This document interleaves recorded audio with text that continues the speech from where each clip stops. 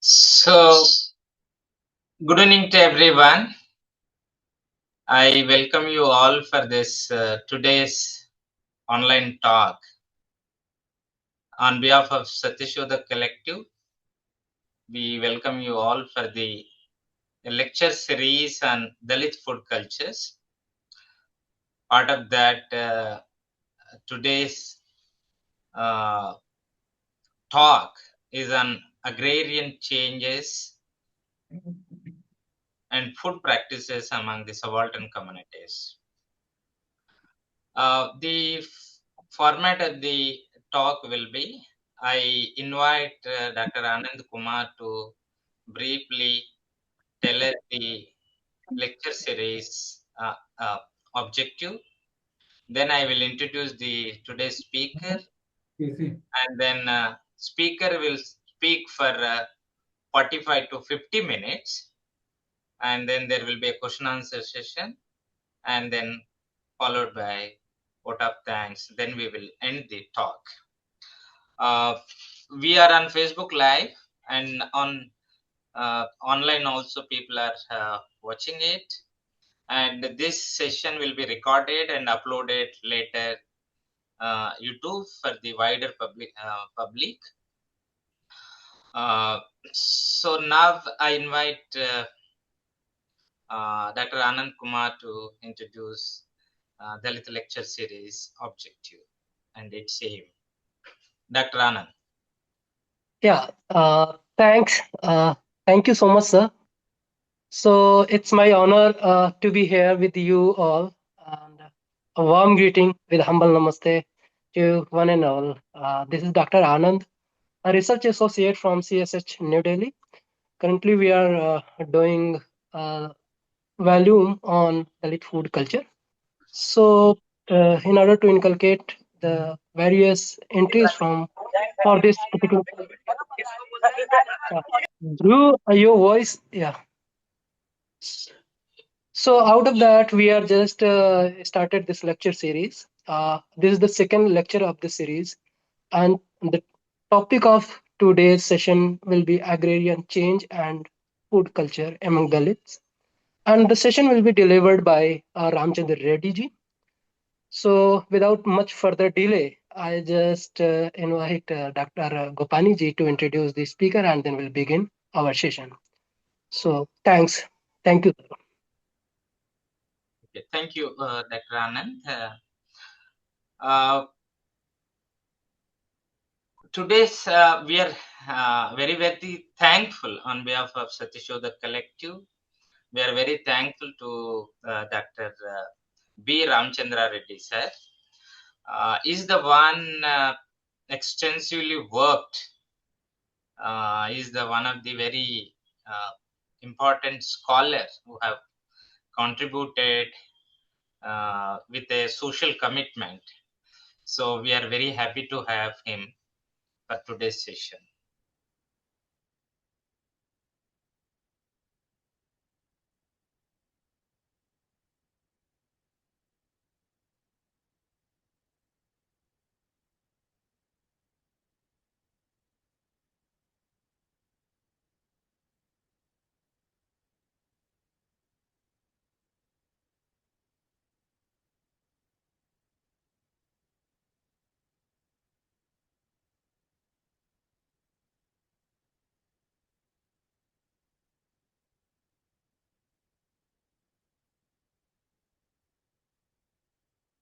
Chandrai sir, hello. Yeah. So, sorry for the inconvenience. I think there is some technical glitch from Gopani's side. Meanwhile, we can have, I think he'll join very soon. There is some technical glitch. We are very sorry for that.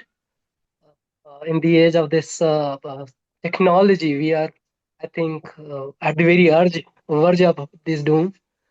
But Anand. out of limitation, we have these all technology. Yeah, Anand. he's back. Yeah, thank you. There is some technical problem, but however, so without agriculture, we can't understand the changes in food. There are a globalization impact. There are agrarian changes before even colonial period, after colonial period, during colonial period. This meeting is being recorded. And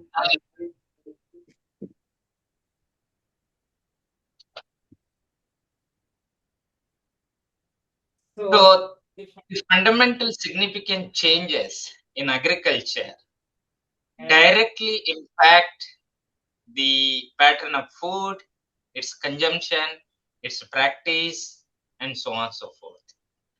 The agrarian relationships also directly impact with the communities, groups that are depending on the agriculture.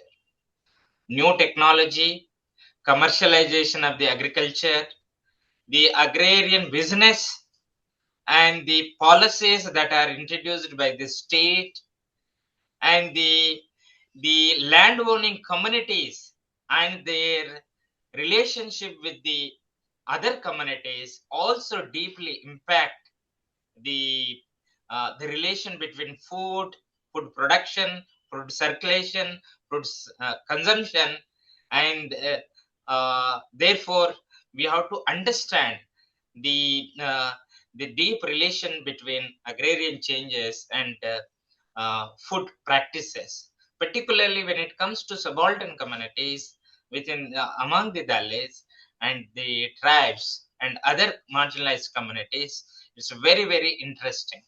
Historically, Dalits are the landless people largely, but even then, their dependence on agriculture, directly, indirectly, their involvement in agriculture, and their practice of the food habits are very, very no, deeply interconnected. So, coming uh, to understand this, most of the times, food studies are focused mostly on the globalization impact, the market economy, and so on and so forth. But we thought that agrarian relations are very, very important in many aspects. So when I had a discussion with the B.Ramachandra Reddy sir, and I found very interesting, insightful ideas he had. So I requested B.Ramachandra Reddy sir to have a conversation with the larger audience. Dr. B. Ramachandra Reddy was born in 1961 at Etamukala, Prakasam district, Andhra Pradesh. After schooling at his native place, he graduated from Andhra University with first class. He completed his post-graduation in history from Andhra University with second rank. He cleared UGC NET and received fellowship of UGC. Reddy was awarded doctorate from Andhra University in 1994 on the topic Tribal Revolts in Godavari and Vizagapatanam district 1857 to 1917. He taught for 4 years at Nagarjuna University postgraduate studies in Ongole. After being selected by UPSC, he joined Pondicherry government service in 1998 and retired as a head and associate professor of history from KM Government Institute of PG Studies and Research, Puducherry, in February 2023. He authored 2 books and co-edited 2 more. He published 40 articles in reputed journals and books. He attended more than 100 seminars and conferences, both at international and national level. He organized 4 seminars with funding from ICHR, ICSSR, and UGC. He delivered many invited lectures and addressed. And in my own reading and interaction with him, I found is very important work on leather community, and is widely circulated both in Telugu. Also recently we published his work on leather working communities are historical, scholars are recognized, And I myself began to use his work, read in my research and the discussion. New generation of scholars, particularly on Matanga cult, leatherwork contribution to the Indian civilization, and also martial arts among the Dalits. And he also, very with a commitment, he also worked on satellite communities among the Dalits and their folk traditions and so on and so forth. So he always meticulously come up whatever writings he produced with the evidence. So his archival work also very significant. With this background, I hope this lecture will help us to understand the relation between agrarian changes and food practices among the subaltern communities. With this, please join with me in welcoming Dr. B.Ramachandra Reddy sir. Sir, over to you. Thank you for your kind words, Chandraiah Garu. And in fact, I was a reluctant speaker, especially in webinars. Gopal Chandraiah Garu spoke to me some days ago and insisted me to have a talk on the food culture of the suburbs, especially Dalits. Since I'm associated with from the past 10 years with Dalit panel of University Congress, and I'm having certain ideas on the Dalits and Dalit food practices. And before starting my lecture, let me thank the Satyashodhak collective and Chandraiah and Arvind for inviting me. Secondly, please try to bear with my South Indian slang. And I'm not well versed like in English like you are. So please bear me. And from the past 3 years, I'm not teaching since I got retired. And the flow of English may be erratic on occasions. So, with these words, with these what you call confessions, let me start my lecture. And this lecture is based on my interviews, my interaction with Dalit brethren, my observations, and my historical knowledge, whatever I'm having.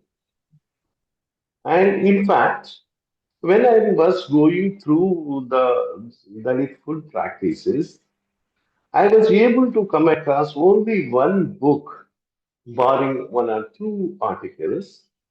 And the book is on Marathwada, that is Sahu Patel. If I'm pronouncing correctly, he is Sahu Patel. And he wrote on Dalit food culture in Marathwada. Barring it, I was unable to get or come across any sort of work on Dalit food cultures. So now I'm trying to cull out whatever the information I got through various sources. And in the dominant food culture or other books on food culture, the Dalit food was often a neglected area of research and writing. And before starting my lecture, I will start with a usage which Chandraiah enjoyed a lot. Professor Chandraiah enjoyed a lot. And in my area, there is a usage. The usage is like goes like this. If there are dominant agricultural communities, if at all there is a suspicion of the agriculture rather landlord, that one of his workers, especially the Dalit worker or the tribal worker, betrays him, and if he was questioned, simply he says uh, he is definitely innocent on most occasions. Uh, he states, "How can I betray you, O Lord, or landlord? How can I betray you?" and I am eater of your salt. Right. What is this? Is there a, does it have any historical relevance as such? Yes. And normally people think that here in the context, that I will repeat it, how can I betray you, O Lord? I am an eater of your salt. So most people think that salt is nothing but the wholesome food. In fact, here in this context, it is salt itself. Why salt? And in fact, in the earlier days, some 120, 200 years ago, salt was a luxury. Salt was a luxury, and salt was not easily available to the lowest caste. And in fact, it is a privilege and prerogative of the upper caste people, especially the landowning community people and business people. Why it is? Since time immemorial, salt was a monopoly of the rulers. Likewise, up to 1930s, salt was also a monopoly during the salt was a monopoly of the rulers and the colonial government. So most of the Dalits consume their food without salt. Whenever they are able to have the taste of salt, they will rather request the upper caste communities, rather the landlords, to give some salt. And a few, what you call, crystals of salt will be given to the Dalits, or rather the workers, and they use it as a luxury. This is number one. The second point I wanted to insist upon in my area, most of my experience are from Andhra and Pondicherry. And if it suits to northern part of India, please follow it, or rather try to listen our story also. And in our area, most of the Dalits hardly eat the rice. So began to be consumed widely only from 1980s onwards. Earlier, they used to consume various millets, which I am going to talk about. And here, my rice is a luxury.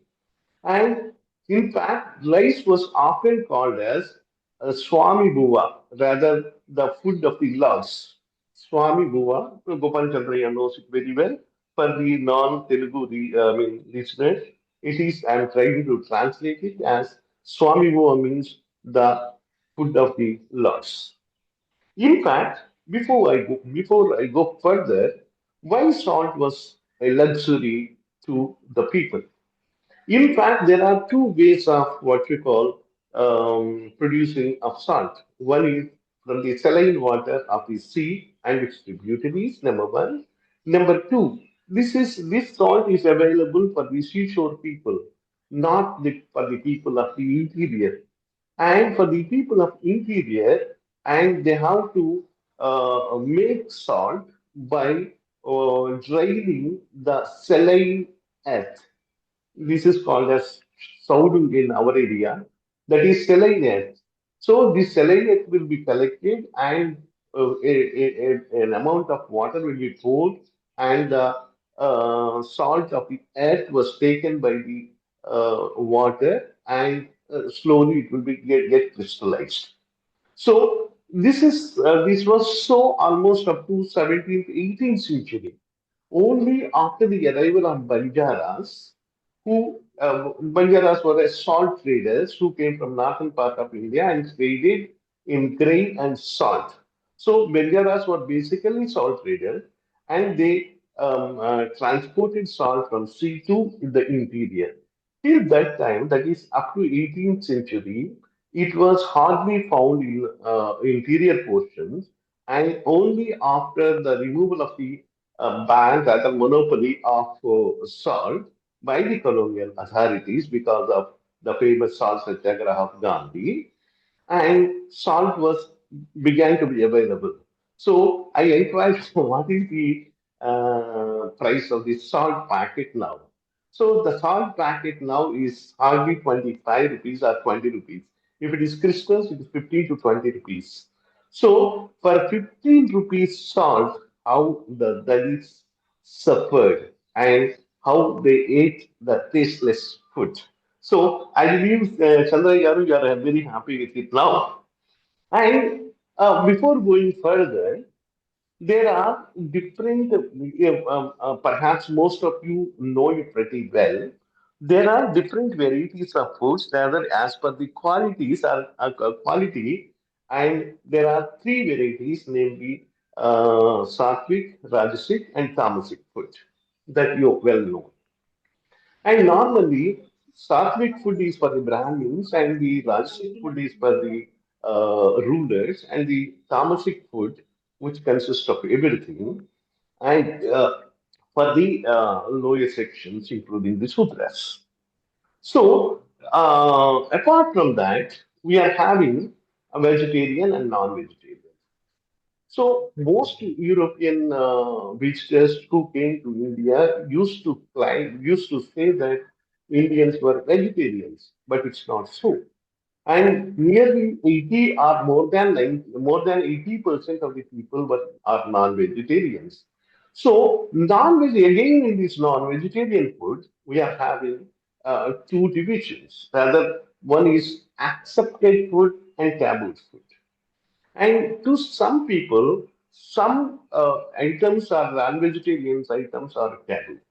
And for example, as per our my community, and beef is a taboo for me. And likewise, pork was also. And pork was not always not a taboo food again. Why? Because when I was doing some field work in the tribal area, I came across the land owning community of the tribals, namely Bagatas and Kondaredis.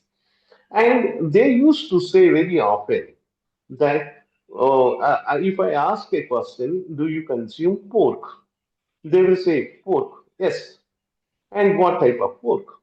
So, normally, they won't consume the country pig, rather the meat of the country pig. Whereas the wild boar meat was acceptable and permissible. And I asked you the same question in the Godavari regions, especially in some of the upper caste people told me that pork, that is wild pig meat, that is pork, is acceptable, but not the country pig. So, and again, the taboo, now I'm coming back to taboo food. And in fact, again in this taboo food, there are what you call number one is non-vegetarianism, and among non-vegetarians, there are for the non-vegetarians, certain food items are taboo. And even the taboo food is mostly the pork and beef or buff, whatever it may be. And again, for one more, there is another section also who eat carrion and the meat of the dead animal. And before going further, I will try to collect the information from the Telugu literature. And normally, I already told you, Dalit food was eliminated, rather not touched by any of the Kavya texts. And Telugu literature started around 11th, 12th century, and you can hardly find some 3 to 4 references of the Dalit food or tribal foods. And the first ever food I came across was Basav Purana, and that was written by Palkuriki Somnatha.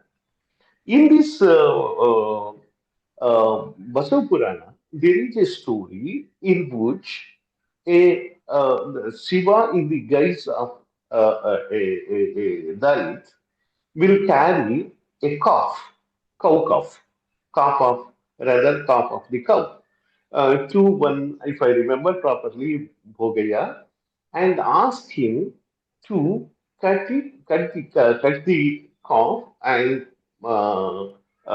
prepare the delicious food out of it.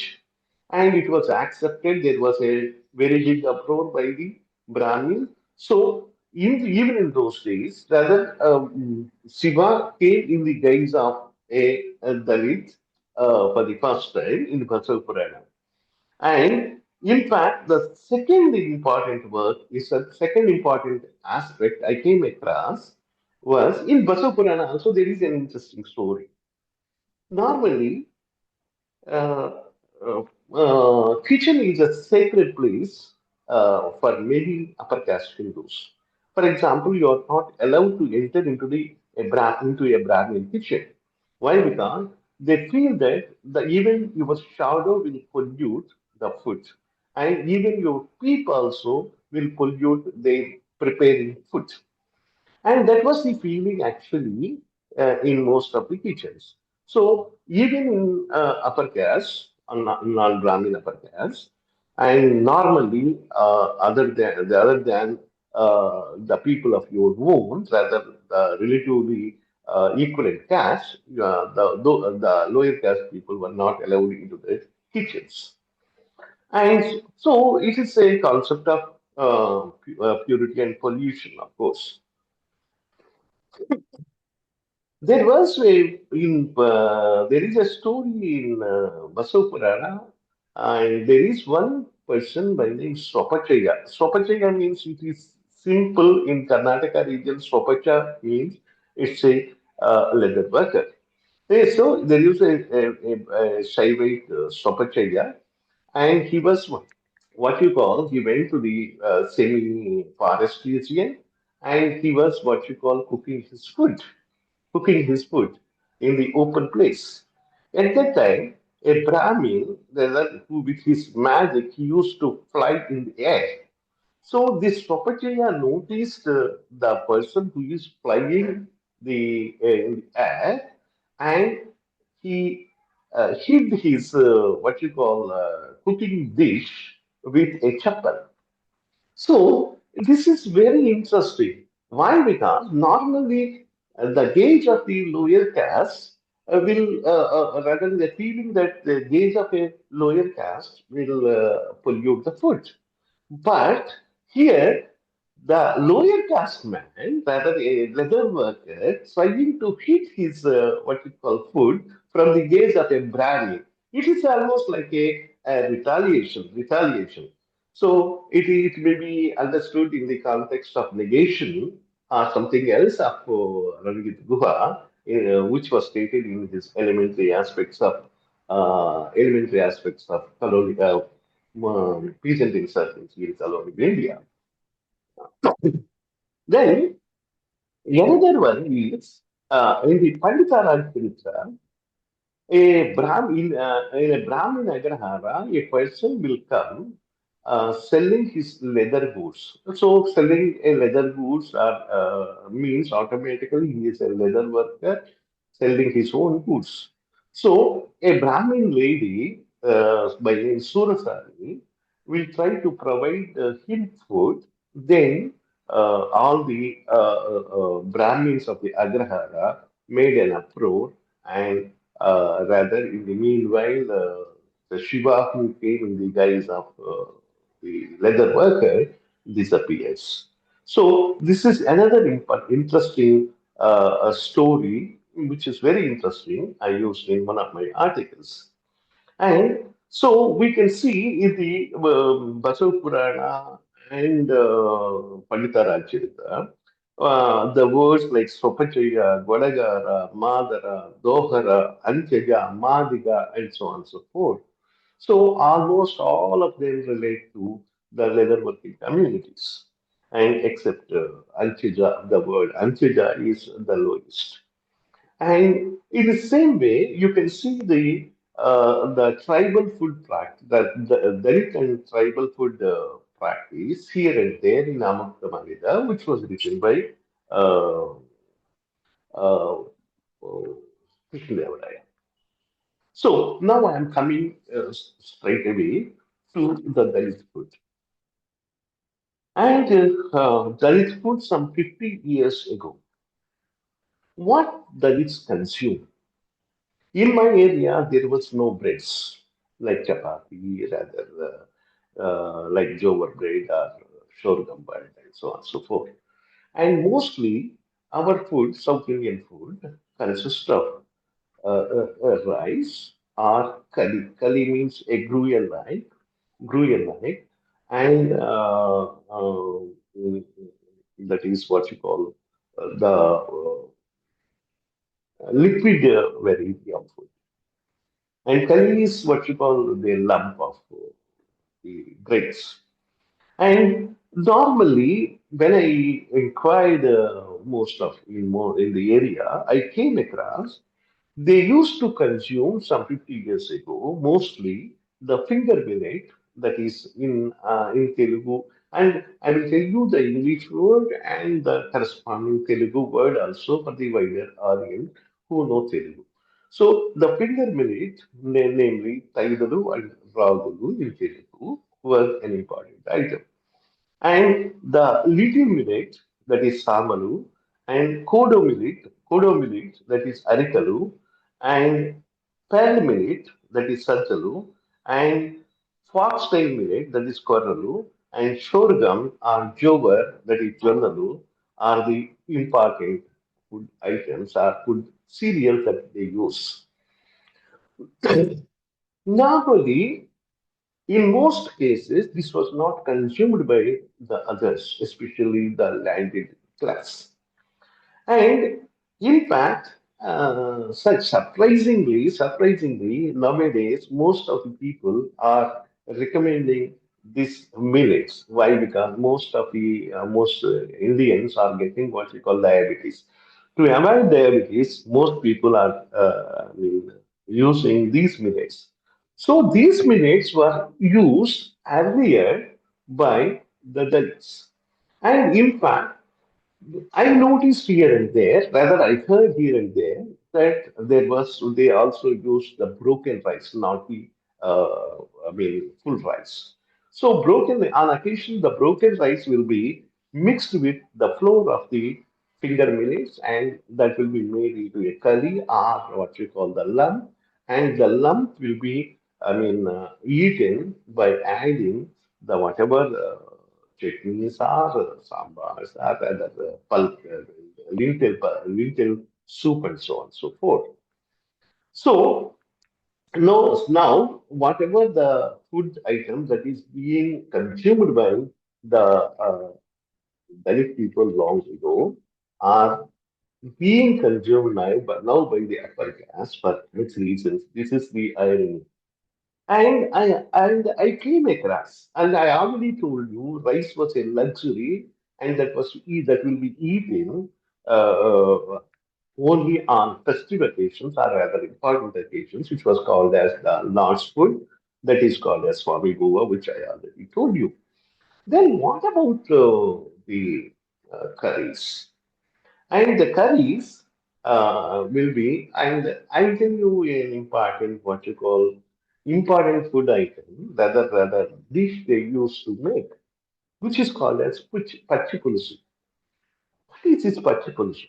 Without using any oil, they will prepare a chutney.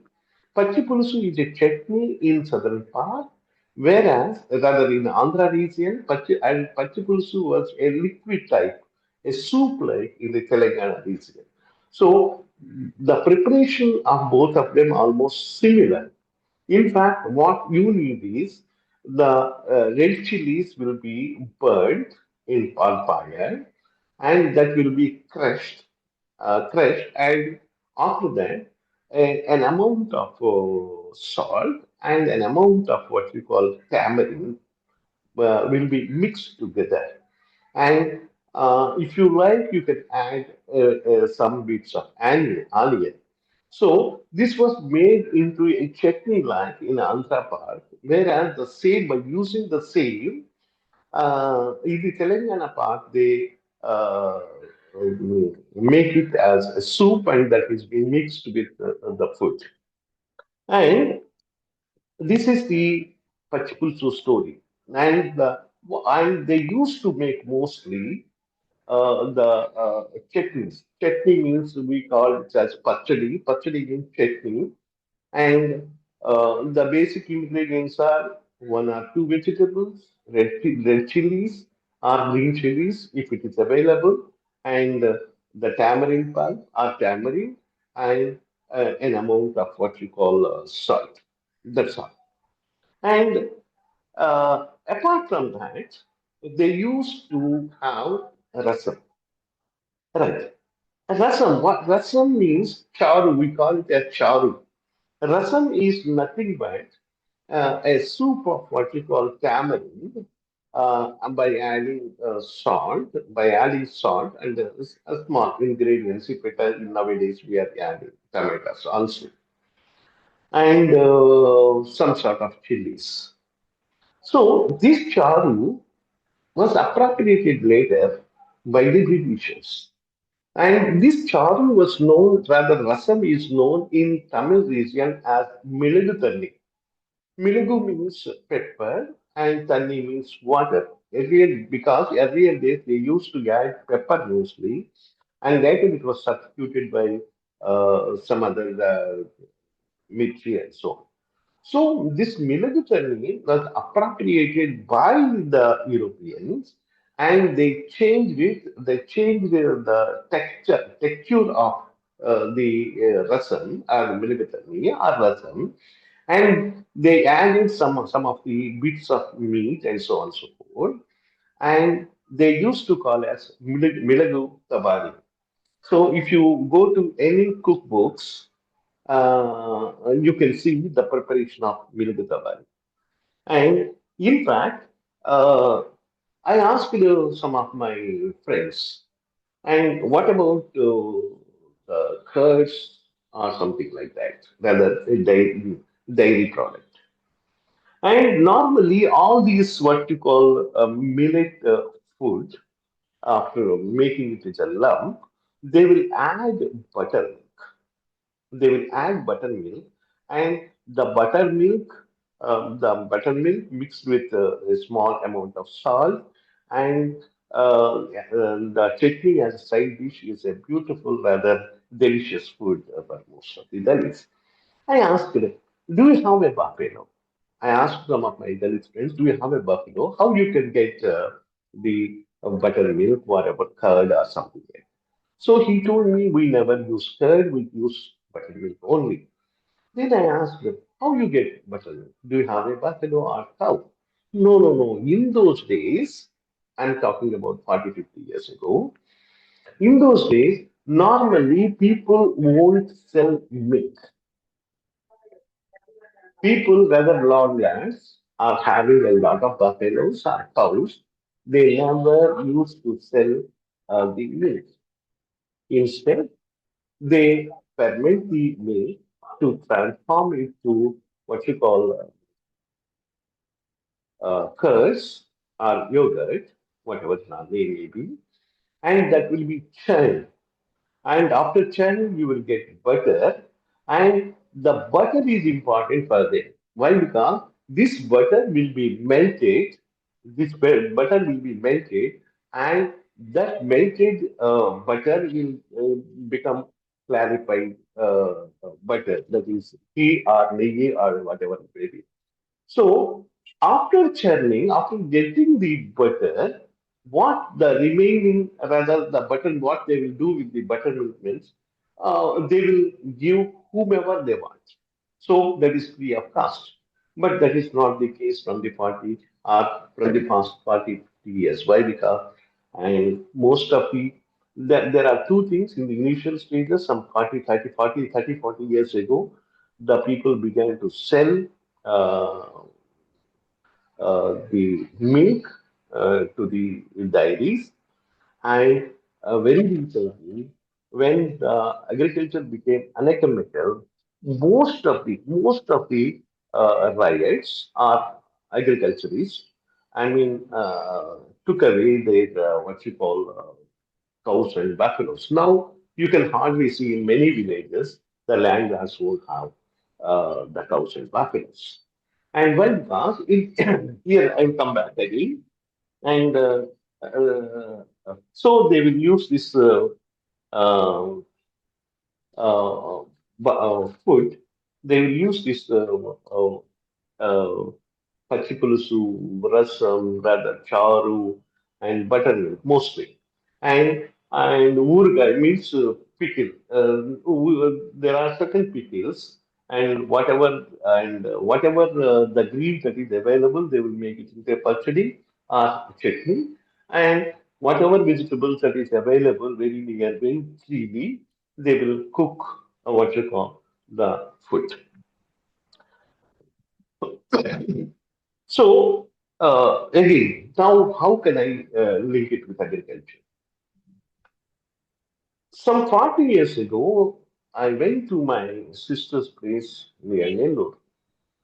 I was shocked to see that for the laborers who are working in the harvest, they will be given, grain, not cash, some 40 years ago. So, what is the amount of grain? Normally, if it is paddy, it is almost it's there are measures. So they will be given 1.5 measure, which is almost equivalent like 3 kgs of paddy.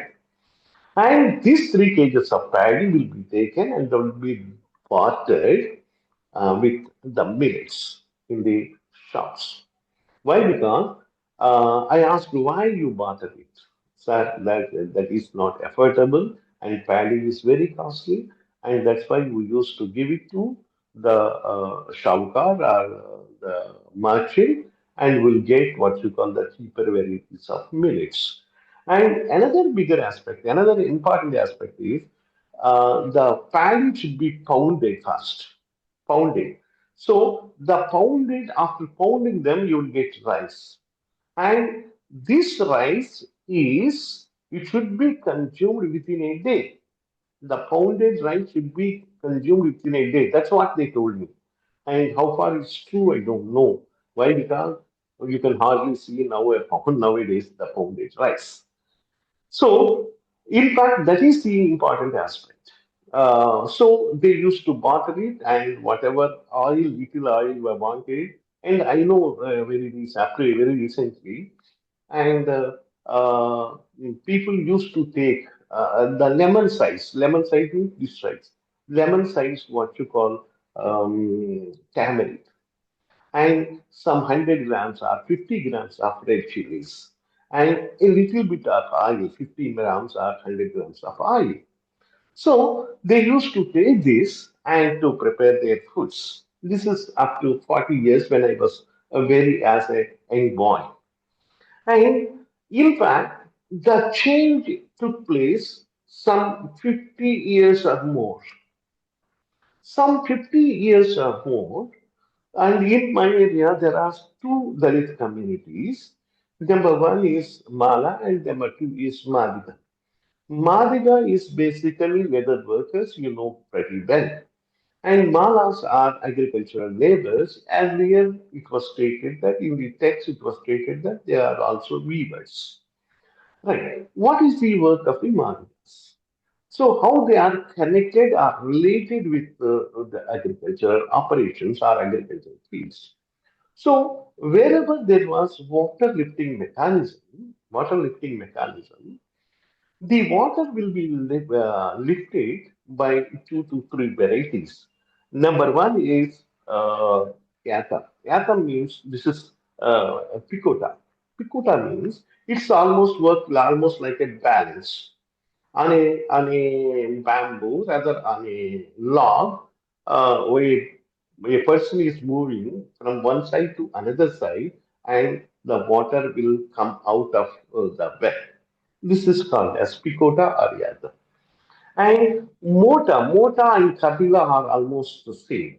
Mota and kapila was normally lifting of water from the wells and the shallow places by using a bucket.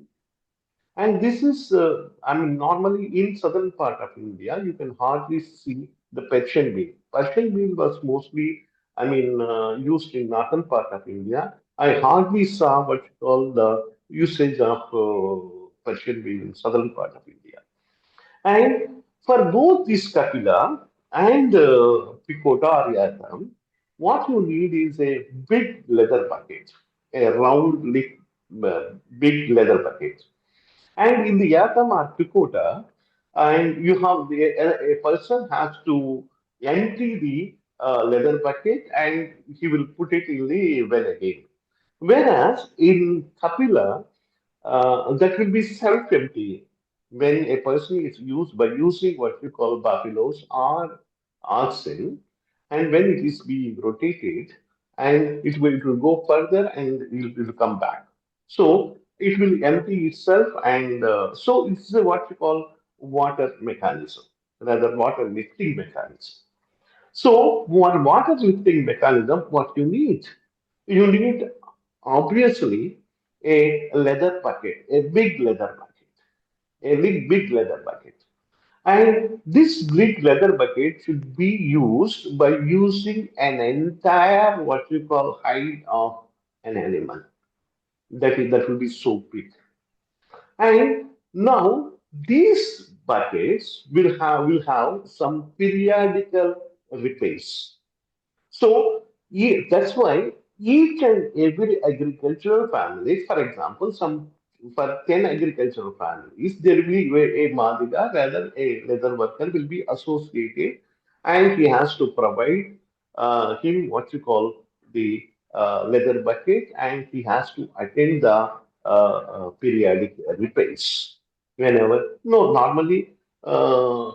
While watering, if there is some problem, you have to immediately repair it. That's why a leather worker should be at your call. So that's why he used to work for some 10 families or so. And for these 10 families, he has to supply the chappals, they're the footwear, and the thongs. Thongs means normally for the tying of animal to the cart or to the kadi, that's kadi, and you have to use some leather instruments, which will be obviously prepared by the leather worker. And these leather workers, so this leather worker, what is his position in that? Normally, I'll come back to it. And normally, whenever there will be a death of an animal, I already told you most of the landlords will have a number of what you call buffaloes, a number of cows and oxen. So, if at all an oxen or a cow or a buffalo or a he buffalo dies, immediately a call will be sent to the leather worker to come and collect the carrion, rather the dead animal. So the dead animal will be taken by the leather worker, and they will cut it and remove the hides, and whatever the meat of the dead animal that will be consumed. And in fact, I suspect, so carrion will be happily eaten by the leather workers. And though there are some people who consume it, they never openly say that they are the consumers of, I mean, you dead meat, rather meat of the dead animal. So, this what you call leather will be used for making of what you call leather buckets and so on and so forth. And I already wrote a article on traditional economy and leather workers of Andhra region, and that is available freely in the online, and you can download the book also. And so the carrion, so they cannot eat all the carrion. They will distribute among their brethren. And here I will try to tell you one thing. One day I happened to meet in Telugu area, especially each and every person will have a surname, their family name. And for example, my surname is B for Bardela. So I came across a leather worker's family name as Gundemeda. Gundemeda. You might have heard about a person by name Gundemeda Sambaya, and I believe he's from Hyderabad. I believe he's a scholar of Telugu or something like that. And Gundameda, what is this Gundameda? How a person can get a house name like, rather family name like Gundameda? And for example, most of our family name, our house names will be after a place. And on certain occasions, it may be on the name of a tree or an animal and so on and so forth. But surprisingly, I came across what you call Gundameda. So then I asked the boy whether your forefathers were the headmen of your community. Then he said, yes. And what is the significance of this Gundameda in the leather workers in context? I believe this is an assumption, my analysis only may not be true. And normally, in the meat, rather mutton or beef, there are two delicious items. One is the liver, which is we call it the liver and heart. That is called in Telugu as gunda. Meda, rather meda means neck. In the neck part, the meat will be very tender, and you can get that it will be tastier. So perhaps whenever there was a cutting of the animal or a carrion, that particular portion, one of these portion, either the heart and liver portion or the neck portion, will go to the headman of that particular community. That's why, because of their what you call taking over, their family name might have got the Gundameda. Otherwise, there is no other reason for that. If you are having any other reason, if you tell me, and I will be happy to learn it. And so this is one. So for in the pre-colonial economy, or some 100 years ago, a leather worker is indispensable personality in the agrarian economy. For example, when some 150 years ago, some two Reddys were excommunicated from my area. And the two families left this place and reached almost near Tamil Nadu border. They were accompanied by two people. Number one is a watchman, number two is a Mahir. Why? Because these two are indispensable for any agrarian, agricultural, rather, people. And the second one, this was not touched so far by so many, but I never came across. In my area, we are having Chanamala. What is the Chanamala? So I already told you there are two Dalit communities in Andhra by name Mala and Madiga. So I already told you the leather workers, obviously Madiga, and they will provide what you call the leather goods and so on and so forth. And the Malas mostly work as agricultural laborers. And each and every agricultural family will be served by two females. Those two females are called as Chenamala or Chelamala. The pronunciation that normally we call it as Chanamala. Chenu plus Mala. Chenu means field, Mala means community associate field. So these two ladies are responsible for whatever agricultural operations that is taking place in the family. And for example, they are the people who has to provide, rather who have to get the agricultural laborers, especially the female laborers, that is required for the agricultural operations. So here the problem is So we are having transplantation of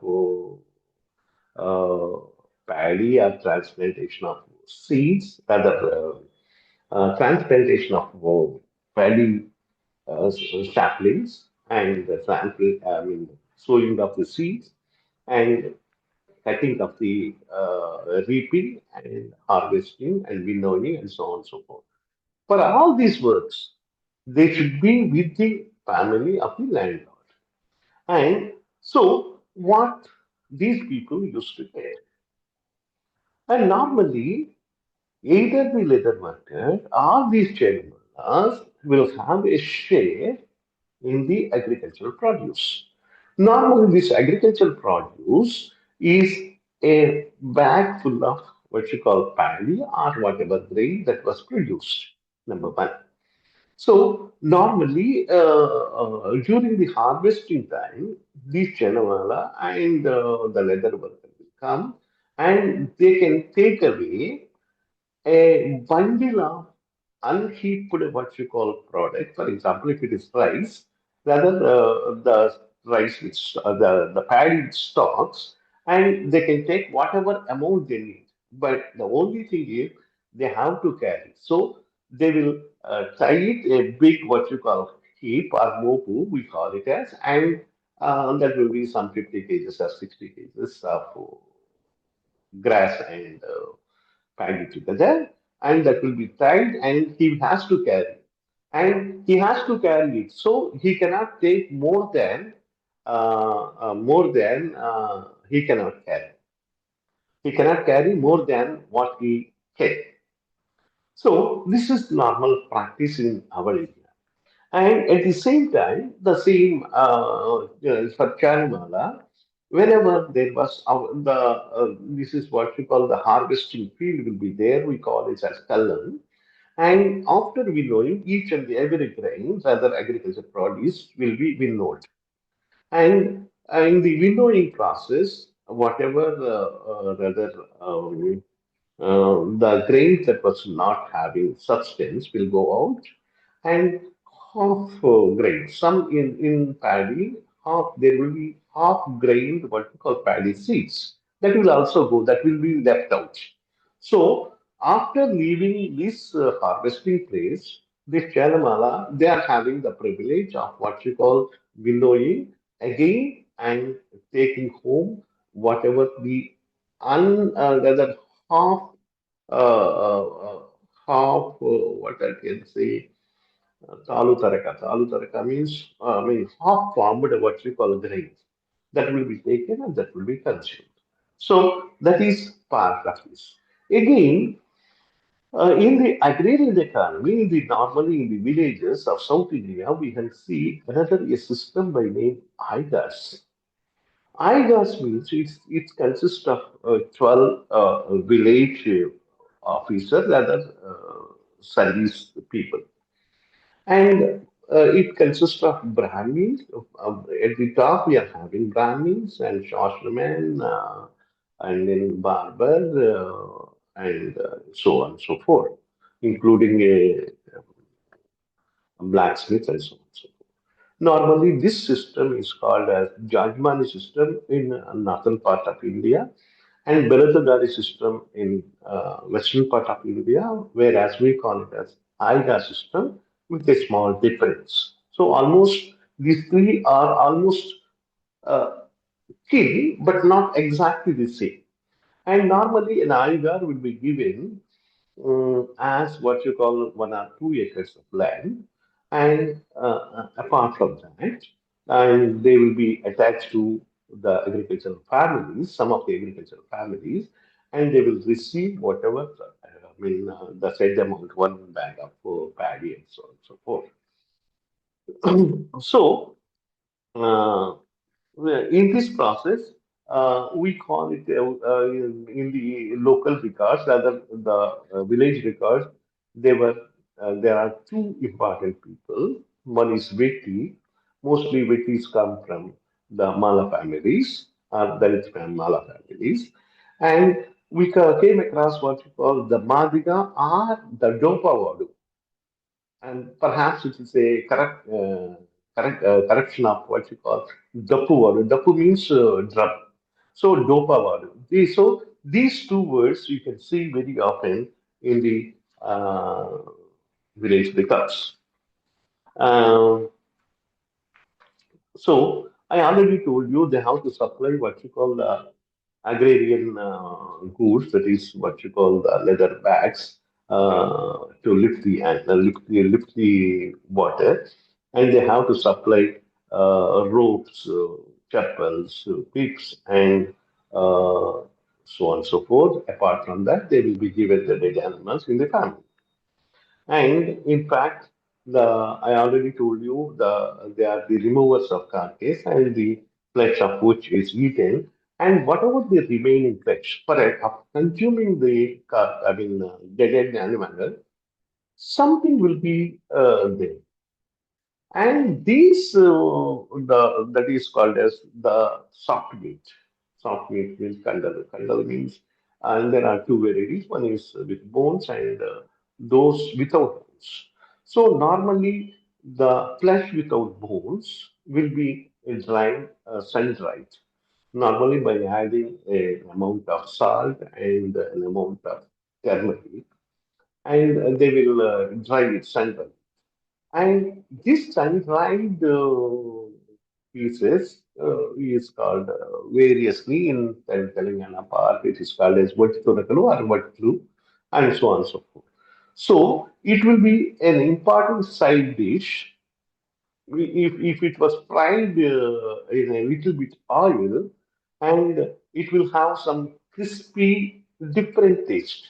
So normally for the rasam or chutney, the side dish in many places will be the uh, dried meat pieces of the carrion or beef. And I asked another important aspect. And what is the other? Mine is a seashore area, and normally in the in the seashores, we are having different varieties of shrimps. Normally, there are pamphlets and so on and so forth. So the costly fishes will go for the plate of the upper caste, whereas the small fish and the tasteless food normally they will be taken away for a small amount. That will, they make it all a soup and they will eat it. And there are dried fish in the interior areas. We are having dried fish, and this is called as Karavudi in Tamil Nadu or Induchapa in Telugu. So this dried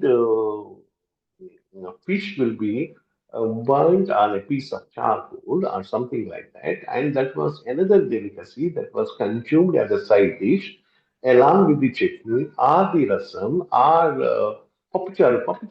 Papucharu is a different variety. We don't know sambar.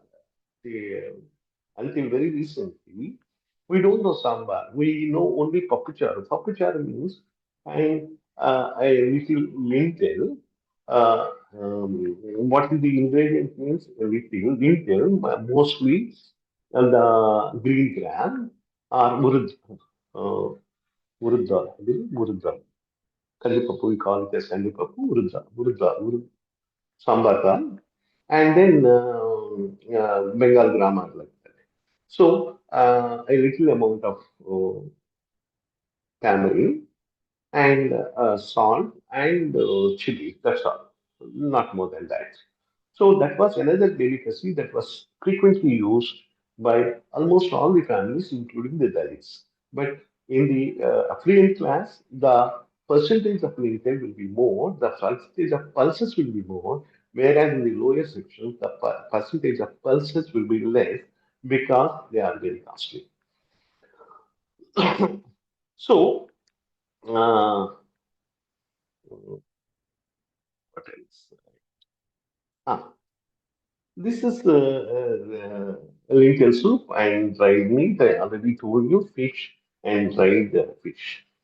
And now what happened? Another important aspect is I worked on the food, fusion food items during the colonial period. And I came across a very interesting aspect. Most of the workers in the rather officers of the Britishers in India, rather in southern India, were the Dalits. This is an important aspect. And not the ayahs, but the gardeners and cooks, most importantly. And what is this cook? Normally, when I'm going through some of the works, rather like Nababs and British social life in India by Kincaid and so on and so forth, I came across there are hierarchy among cooks also in the British household who are living in southern part of India. And I noticed very firmly in politics. And normally, uh, if you are very rich and affluent, you can employ a French cook. If you are keeping a French cook either in Pondicherry or in semi-southern part of India or northern part of India, and you will be rated as number one. So first is French cook. The second one is a Goan cook, a cook from Goa. So that they are very, Vindaloo, for example, they are very good in preparation of Vindaloo. Vindaloo means it's a pork cooked with, alugeda. Alugeda means aloo means potato. So Vindaloo and the second highest cadre will have the Goan cook.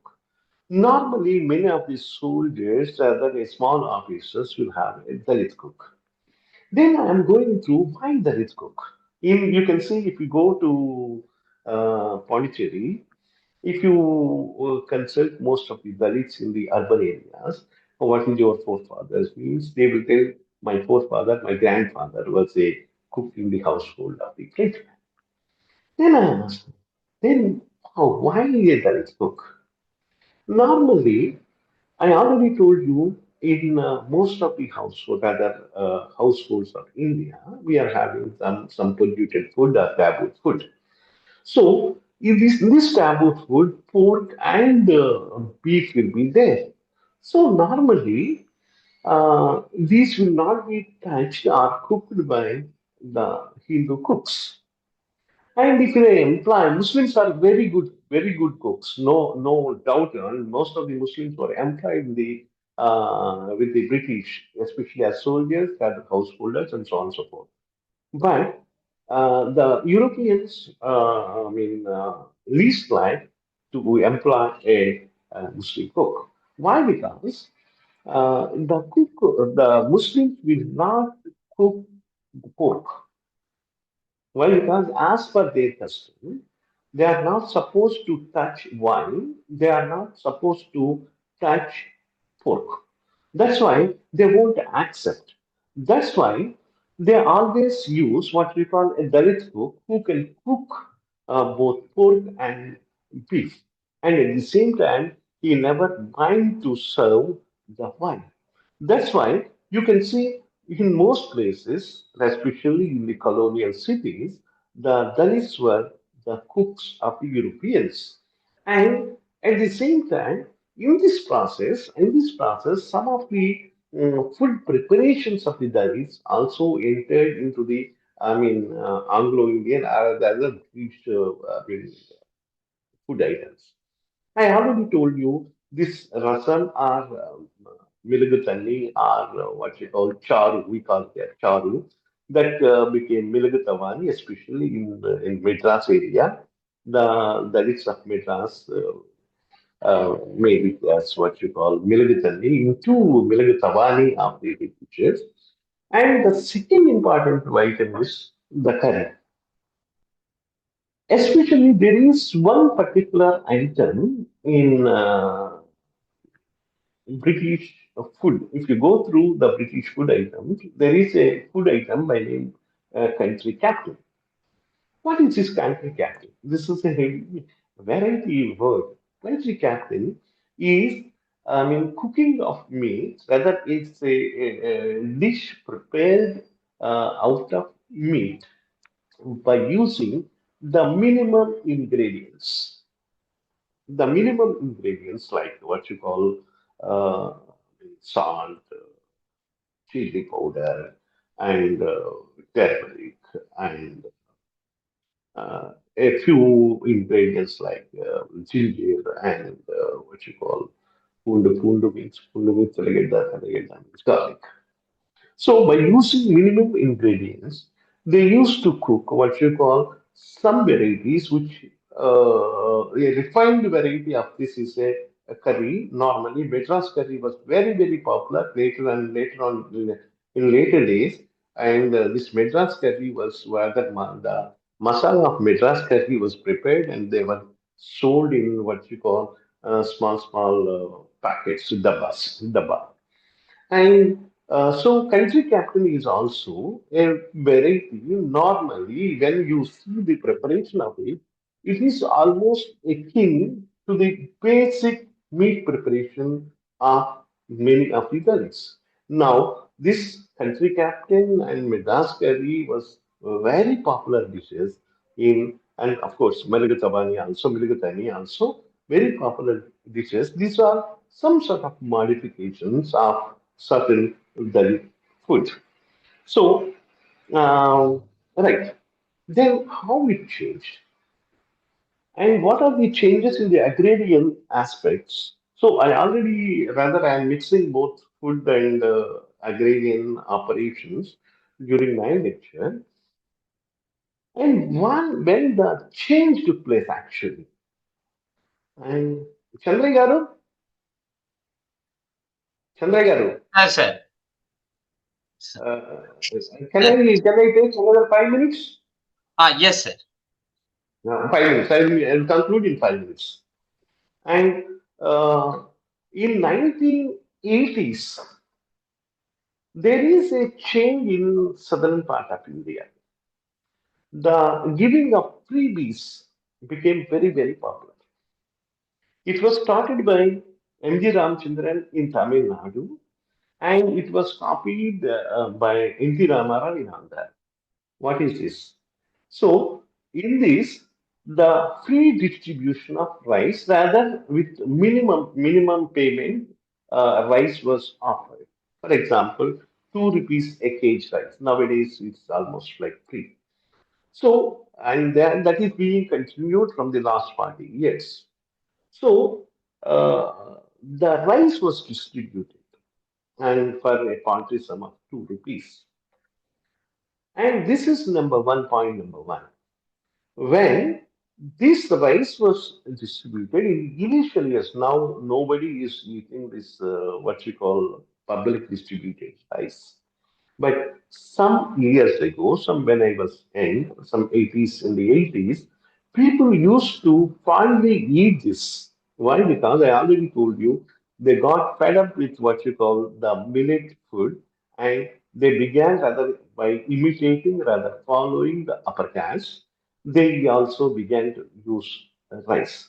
So when they began to use rice, and the preparations went on. And another important aspect is now this the uh, pump set came. For example, during my childhood, for the first time I saw the oil engine, oil engine. So when this oil engine came in, the water lifting mechanism got changed. Got changed. So when water lifting mechanism got changed, there is not much use of, I mean, the leather buckets were not much used. Why? Because the leather buckets were no more. So that's why this is another bigger, what you call, punch on the Dalit dietary, and it was followed by the 2 rupees kg rice.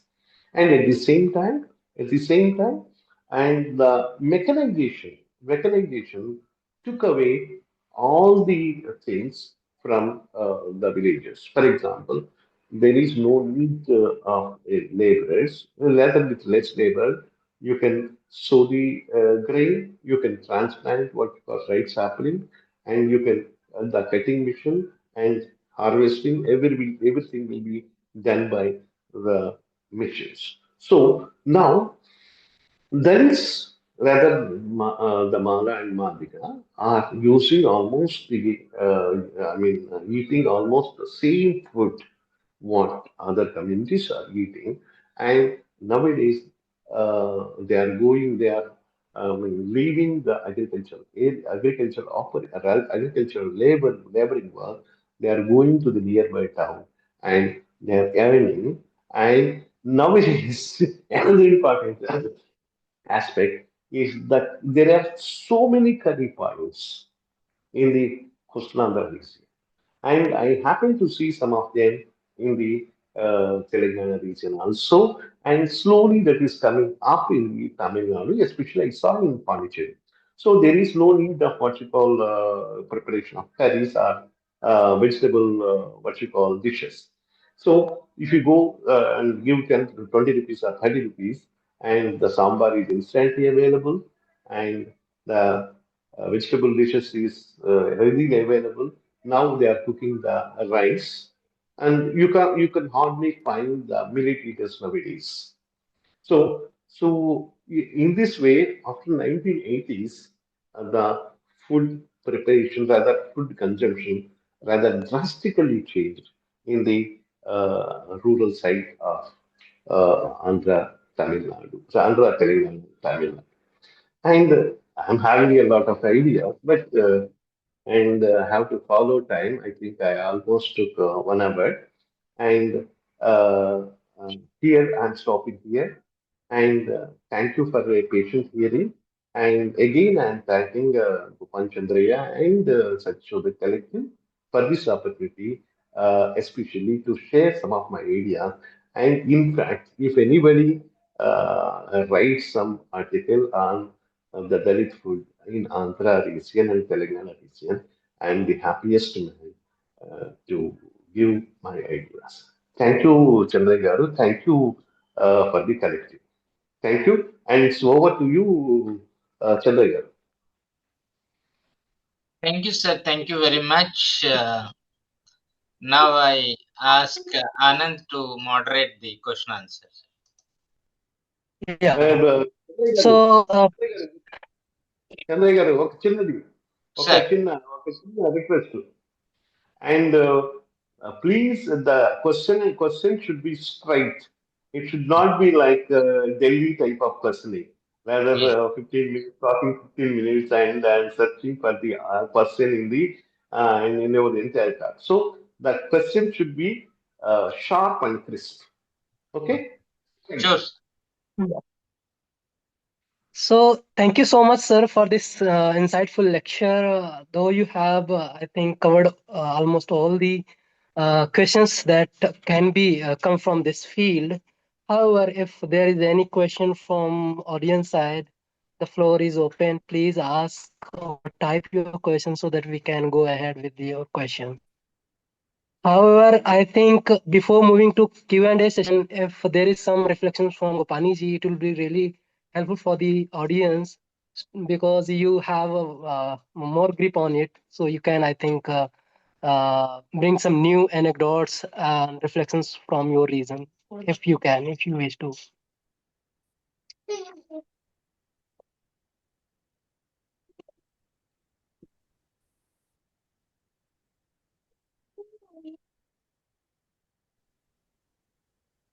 Yeah. So, Good Anand, evening, all. yeah, yeah, yeah. Yeah, Professor Chandraiah, can I just say a few words? yeah, please, sir. Thank you very much for the opportunity. It's a great listening to my dear friend and guide, Dr. Ramchandra Reddy, on this particular aspect. And he was talking about many things. Since I hail from Tamil Nadu, I was really touched with his lecture, especially on two words. One was Milagitani, rasam, what we call it as rasam and Milagitani. And regarding sambar, I think there is a story which goes on like this. This is one, I don't know how far this is true, but this is a version which is very popular in Tamil Nadu. When the Maratha king Sambhuji, when he visited Tanjavur, the royal cooks, they were trying to feed him food which is equivalent to the Maratha food, but they were not able to get the Maratha ingredients. And they did something with, as Professor Ramchandra Reddy said, papu tani, then some tomatoes and chilies were added, and it was served to the Maratha king Sambhuji. When he tasted this particular dish, he was very much taken by them, and he asked, "What is this dish which you have served me?" Then they said, "Out of suddenly we have prepared this, and there is no name for it." And he said, "Put my name." So this is the version which goes in Tamil Nadu. It's Shambhuji's name. That's how we got Sambar. That is one piece of information. And I was very much interested, as he said, with the distribution of rice, because Tamil Nadu politics is closely connected with the rice. In 1967 also, we have this Rupaikku Moonu Padi Arisi. That was the slogan of the DMK party, which got them into power. So it is very interesting to see that with the coming of rice, there is a complete, with the distribution of rice by the government, there is a complete shift. Millet, which was considered to be the food of uh, the lowest rate of the society. Now they started imitating and taking up the rice. And now we see again, as Professor Ramchandra Reddy said, now millet, which was considered to be the food of the ordinary people before 40 years, now it has become very expensive in Tamil Nadu. So I think these are some of the interesting insights. And I also found now my kitchen itself will be my archives. Rather than going down to archives to see what is there, I think I should start my work right from my kitchen. And thanks for bringing all this. Probably as I will also look into certain aspects of food and how it is closely connected with culture, society, and politics. Thank you, Professor Ramchandra Reddy, for bringing out this insights which will make us to work on this area further. Thank you very much. Thank you, Ashokji. Actually, they were preparing, yeah, when I read some of the books, I came across that they were preparing some of the dal. Normally in Maratha region, dal is one of the preparation. They are making the dal, so that got spoiled. So the spoiled dal became what you call sambar, as you said, with due apologies to my Tamil friends. And the second aspect is what you it is having the rice distribution system is having a profound impact on the agriculture and the Dalit food. And in fact, from 1980 onward, agriculture became unremunerative for most of the agriculturists because of this particular scheme. Why? Because they never, for example, the bag of paddy never crosses 2,000 rupees, which will be unproductive or unremunerative for the agriculturists. So that's why many of the traditional agricultural families are leaving agriculture and they are in search of greener pastures. Of course, I'm one of them among them.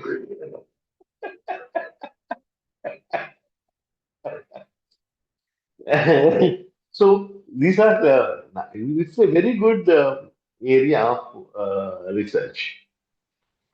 If you are working, I will be the happiest man should be. Thank you. I think you gave an opportunity for me to present a paper on food. And I think we should really think about the concept of government, Foucault's concept of governmentality and Yeah, food. yeah, Yeah, that yeah. seems to be an interesting aspect. I think how government indirectly makes us to go for one particular type of food, as probably as the speaker said, with the distribution of rice from the PDS. most of us moved from millet to the rice takers. I think the government's Yeah. role is also important. We should look through the Foucauldian lens of governmentality. We might get some more interesting aspect how the government has played a role in changing or creating a new food pattern for the society. Thank you.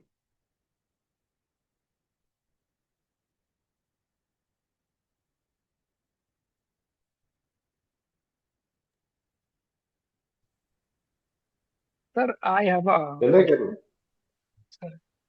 yeah, tell me. Okay, sir. My name is Amit Kumar, and I'm from North India. Yeah. Okay. I'm actually working on Dalit food culture in especially Lucknow Uh, region. So uh, just I want to connect your idea of agrarian change with uh, Arjun Appadurai idea of the meaning of food or meaning of community is change not only by change in economy rather than in social operation, like the meaning of a particular food it change with when society change, not in change in the terms of economic setup. Let me explain with an example. When I visit my field, so I interviewed two Dalit people. So they told me that um, non-veg was eaten not only by them but also by upper caste community. Those especially come from Kshatriya community, Vaisya community. But the problem is that these communities that come from upper caste don't eat some parts of animals like head, bones, intestine, tail. So these parts are only eaten by Dalit community, and they told me that this is why we are considered as a we are considered as a polluted.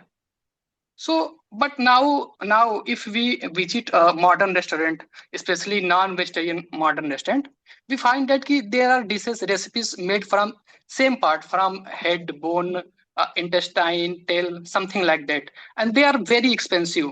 So basically, I want to argue that the meaning of food or the essence of food is not changed by agrarian change, rather than its meaning inflated by social changes, like Arjun Appadurai argues in Life of Social Things. It is a ritual backup, cultural backup that gives new meaning to a food, like millets. Once it was a food for survival, but now it is accepted by all community. It is not changed by agrarian. It is not due to by agrarian change. Rather than its meaning is evolving. Its meaning is given by uh, uh, a community that is socially powerful. right? Over? Over, Amit? Yes, yes, sir. All right. So now I'm coming to your point. Number one, the first is millet. So earlier, some 30, 40 years ago, and the dry land of our area was cultivated, rather millet was cultivated in the dry areas.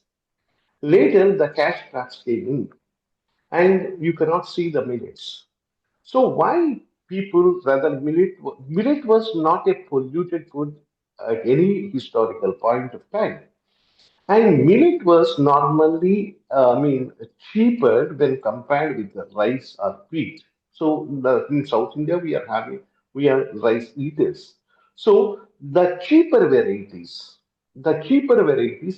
was cheaper variety, broken rice was a cheaper variety that was consumed by, for example, for 1 kg of rice, you will get 3 kgs of millets. Now, why millets was acceptable to all? Because of medical reasons and health reasons. So nowadays, everybody is eating millet. Why? Because I already told you, diabetes mellitus or diabetes became a common among Indians. So most of the people argue that if you eat more millets, you can, reduce the incidence of diabetes. So, eating millet is basically because of the health on health grounds and what we call on medical grounds. This is number one. Number two, you are talking about the leftover parts. So the leftover parts are head, intestine, including stomach, and you forgot to tell that is the nalla, blood, and another thing, leg part. So these were not consumed by upper caste. Even today, in Andhra part, the cost of mutton is around 900 rupees. The cost of beef is around 350 rupees. The cost of donkey is around 7 to 800 rupees. And if you go to a mutton shop and ask for the head of a goat, it costs around 250 rupees to 300 rupees. And so for processing of it, another 50 rupees. So you can get almost 1.5 kilo, more than a kilo, meat of talakari. Talakari means the meat of the head for 300 rupees, which is having same nutritious value. And that will be cheaper, number one. Number two, intestinal part.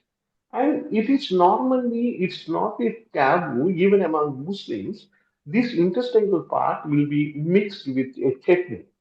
So if you go to any Muslim restaurant, or I don't know nowadays, normally they will mix it with a pickle, gongura pickle in Andhra part.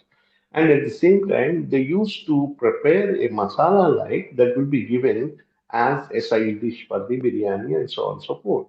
So intestinal part was not a taboo, it's a not a taboo. And another thing is the leg part. Leg part is called as what's that? Mm, that will be cooked overnight, and normally bread will be eaten by dipping into the broth of the leg. This one, even the bone marrow of these legs were fondly eaten by many Dalits. It is because of cost effectiveness. And I will tell you, in southern part of India, you can't find, in the regular hotels, these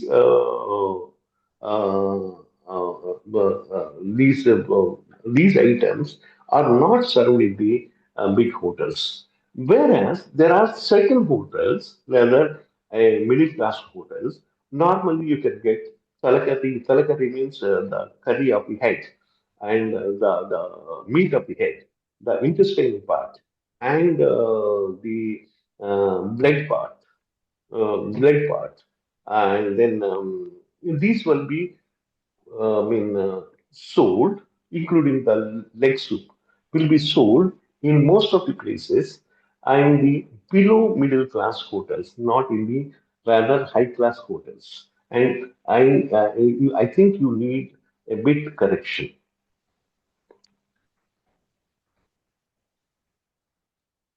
I Okay, mean, sir. Okay, sir. Okay. I got your point.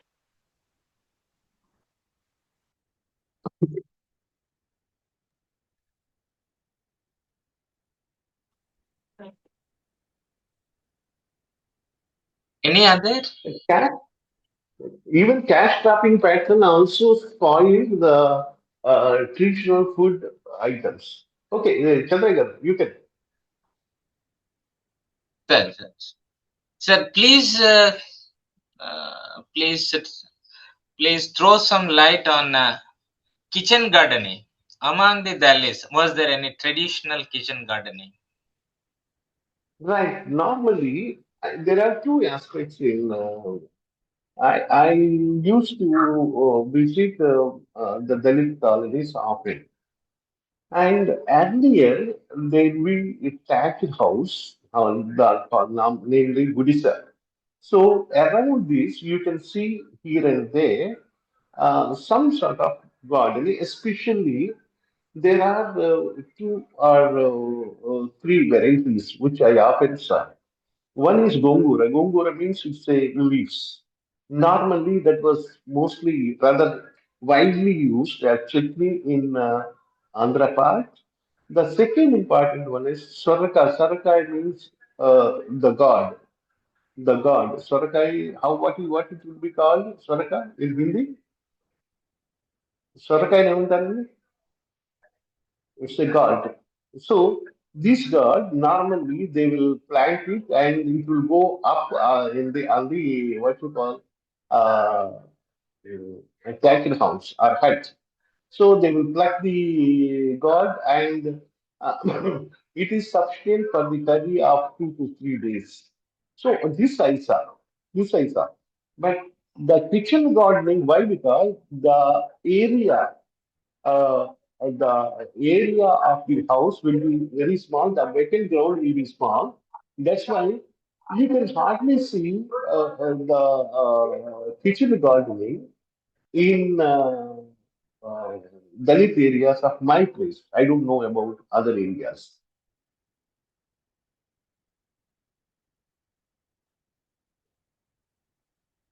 Chandra sir.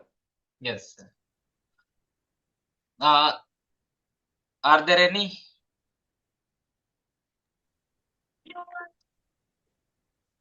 I think there is no question from audience side. Now we can move toward the conclusion part of this lecture series. So if there is any question from audience side, please raise your hand that we can discuss. Otherwise, we'll move towards conclusion things. It's almost 7:40. Chandra garu. Yes, sir. Yes, sir. So now I invite Devshish to propose vote of thanks. Uh, Hello, good evening, sir. Thank you so much, Professor Dr. B.Ramachandra Reddy, sir, for giving insightful lecture. And with the votes of thanks, I will clearly say that in initial of your lecture, you clearly said that I will use my academic and administrative experience, and which was reflected with the variations of the food making, how the food was prepared, and there was so many recipes which I personally learned about the salt story, the rice, the use of rice, and especially the agriculture, that how water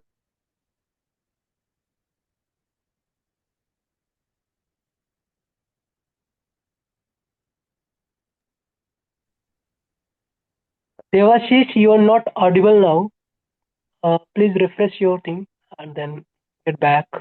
Okay. So thank you so much, sir, for giving us a insightful lecture. I will propose that we have learned a lot, and with that, I will thank you, and with this, I will thanks listeners who were there from start to end. And there is another Satyashodhak lecture is going to, which is on 10th of February. The lecture will be delivered by Mr. Bamsidhar. So I'll invite all of the listeners that do attend, and please like and share our YouTube channel and Facebook channel, Satyashodhak Collective, so that you can get the updates whenever we'll held another event. So thank you so much, and thank you so much, Professor B. Ramchandra, sir. Thank you. Thank you, sir. Thank you very much. It was very insightful, and hopefully, new generation of scholars learned a lot. And we will continue to have this dialogue in coming days. Your support and encouragement will enrich our understanding and our work. And we are very thankful the way you have presented your rich experience as well as the readings and the examples before colonial period, during colonial period, after colonial period, and bringing the insights of Dalits in European kitchens, their experiences, and Basau Purana examples. These are all very great combination in understanding the food practices among the Dalits and its changing nature and pattern. Thank you very much, sir. We are very thankful to everyone. Thank you, Chandraiah garu, for the opportunity. Can I win? Yeah. Sir, Thank you. I have a one request, sir. Sir, Uh, please provide some yokes if you have on food culture. I read many, but wrote little, and I will try to write one. Okay, and I will Okay. let you know whenever I happen to do it. Thank you all. Thank you for patiently listening. Thank you all.